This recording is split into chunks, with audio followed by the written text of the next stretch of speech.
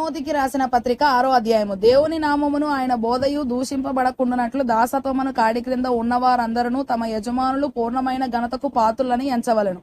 విశ్వాసులైన యజమానులు గల దాసులు తమ యజమానులు సహోదరులని వారిని తృణీకరింపక తమ సేవాఫలము పొందువారు విశ్వాసులను ప్రియులనై ఉన్నారని మరి ఎక్కువగా వారికి సేవ చేయవలను. ఈ సంగతులు బోధించుచు వారిని హెచ్చరించుము. ఎవడైనను మన ప్రభువైన యేసుక్రీస్తు యొక్క హితవాక్యములను, ఆరోగ్యకరమైన వాక్యములను, దైవభక్తికి అనుగుణ్యమైన బోధను అంగీకరింపక భిన్నమైన బోధను ఉపదేశించిన ఎడల వాడేమీ ఎరుగక తర్కములను గూర్చియు వాగ్వాదములను గూర్చియు వ్యర్థముగా ప్రయాసపడుచు గర్వాంధుడగును.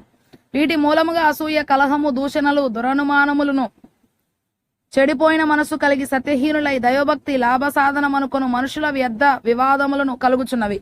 సంతుష్టి సహితమైన దైవభక్తి గొప్ప లాభసాధనమై ఉన్నది.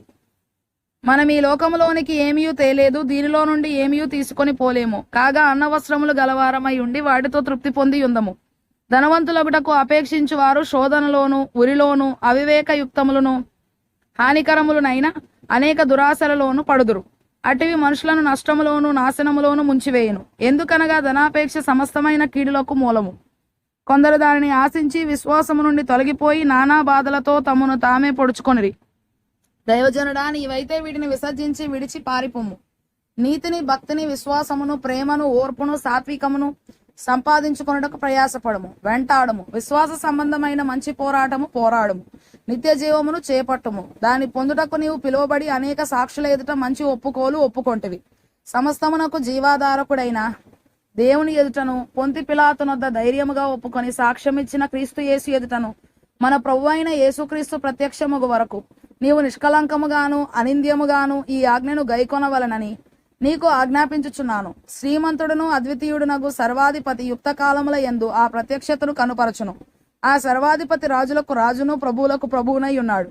పరాని తేజస్సులో ఆయన మాత్రమే వసించుచు అమరత్వము గలవాడై ఉన్నాడు. మనుషులలో ఎవడునూ ఆయనను చూడలేదు, ఎవడునూ చూడనేరడు. ఆయనకు ఘనతయు శాశ్వతమైన ప్రభావమును కలిగి ఉండును గాక. ఆమేన్.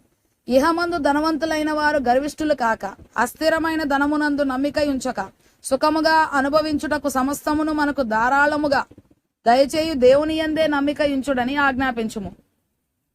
వారు వాస్తవమైన జీవమును సంపాదించుకుని నిమిత్తము రాబోవు కాలమునకు మంచి పునాది తమ కొరకు వేసుకొనుచు, మేలు చేయువారును, సత్క్రియలు అను ధనము గలవారును, ఔదార్యము గలవారును, తమ ధనములో ఇతరులకు పాలిచ్చువారునై ఉండవలని వారికి ఆజ్ఞాపించుము.